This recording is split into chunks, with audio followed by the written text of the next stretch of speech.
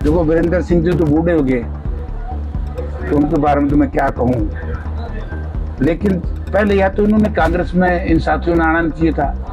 कहते हम तो विजेंद्र बीजेपी में रवांगे, हम कांग्रेस में नहीं आएंगे। नया नया आदमी जब जीता हो ना तो उत्साह में होता है बहुत ज़्यादा, तो उसमें निकल जाती है आदमी के मुंह से बातें।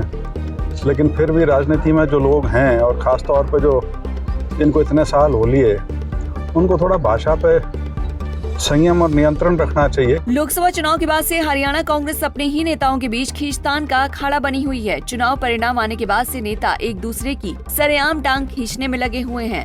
हिसार से चौथी बार जीत हासिल करने वाले जयप्रकाश ने पूर्व केंद्रीय मंत्री बीरेंद्र सिंह और उनके बेटे ब्रजेंद्र पर चुनावों में उनके खिलाफ काम करने का आरोप लगाकर सनसनी मचा दी।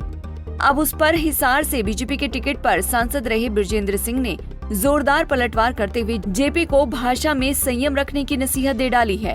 भाई साहब कल चुनाव में आए थे जयप्रकाश सांसद कांग्रेस, उन्होंने कहा कि जो ब्रजेंद्र सिंह के समर्थक हैं उन्होंने उनके चुनाव में खिलाफत की, उन्होंने कईयों के नाम भी लिए। सबसे पहले तो सभी को संत कबीर जयंती की बहुत बहुत शुभकामनाएं। नया नया आदमी जब जीता हो ना तो उत्साह में होता है बहुत ज़्यादा, तो उसमें निकल जाती है आदमी के मुंह से बातें। लेकिन फिर भी राजनीति में जो लोग हैं और ख़ास तौर पे जो जिनको इतने साल हो लिए, उनको थोड़ा भाषा पे संयम और नियंत्रण रखना चाहिए, क्योंकि यही लोग हैं। बार बार यहीं आना है, हम भी यहीं हैं, तो कभी भी आदमी को ऐसी बात नहीं कहनी चाहिए कि बाद में उल्टा जाना मुश्किल हो जाए। तो ये सभी पे लागू होती है। सर उन्होंने कहा कि सर्वे के आधार पर कांग्रेस टिकट देगी, जिस तरह से मेरे को टिकट मिली है, तो कहीं ना कहीं उन्होंने इशारा किया कि किसी नए युवा को टिकट उठाने से दे सकती है कांग्रेस। नहीं, युवाओं को बिल्कुल आगे आना चाहिए, और किसी को मिल सकती है तो बड़ी अच्छी बात है। हर आदमी को कोशिश करनी चाहिए। इसमें कोई ना तो उनने नई बात कही है, ना इसमें कोई हैरानी वाली बात है। उन्होंने कहा कि सर्वे हुआ था कांग्रेस का, मेरे को 98% मिले थे, ब्रजेंद्र सिंह को 2% मिले थे, इसलिए मैं तो पार्टी में ही नहीं था। सर्वे कब हो गया जिसमें उनको 98 आ गए और मेरे को 2 आ गए?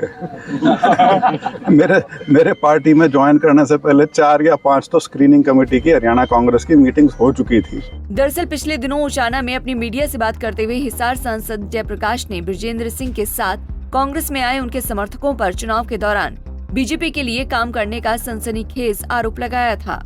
उन्होंने बीरेंद्र सिंह परिवार पर हमला बोलते हुए कहा कि उन्हें नुकसान पहुंचाने की कोशिश करने वालों का राजनीति में बहुत ही बुरा हश्र हुआ है। बता दें कि 2019 में बीजेपी के टिकट पर हिसार से चुनाव जीते ब्रजेंद्र इस बार कांग्रेस के टिकट पर लोकसभा चुनाव लड़ना चाहते थे, लेकिन तमाम कोशिशों के बावजूद बीरेंद्र सिंह अपने बेटे को टिकट नहीं दिलवा पाए और बाजी उनके पुराने प्रतिद्वंदी जेपी के हाथ लगी। चुनाव प्रचार के बीच जेपी आपसी मतभेद को भुलाकर बीरेंद्र सिंह के पास समर्थन मांगने आए थे और उन्हें समर्थन का आश्वासन भी मिला, लेकिन बीरेंद्र सिंह परिवार पूरे कैंपेन में हिसार में नजर नहीं आया।